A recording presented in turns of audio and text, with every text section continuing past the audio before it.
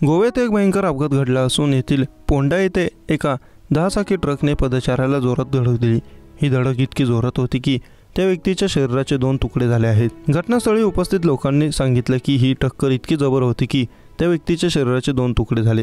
त्याचं शिर हे घटनास्थळापासून तब्बल 1 किलोमीटर अंतरावर जाऊन पडलं। पोलिसांच्या मते या दुर्घटनेत कोणाचा जीव गेला आहे याची माहिती चालकाला नव्हती, त्यामुळे असं होऊ शकतं की त्या व्यक्तीचं शिर हे ट्रकच्या टायरमध्ये फसून इतक्या लांबपर्यंत गेला असावं असा अंदाज व्यक्त केला जात आहे। मिळालेल्या माहितीनुसार मृत व्यक्तीचं शिर हे MRF कंपनीजवळ दत्तवाडा उसगाव रोडजवळ सापडलं आहे।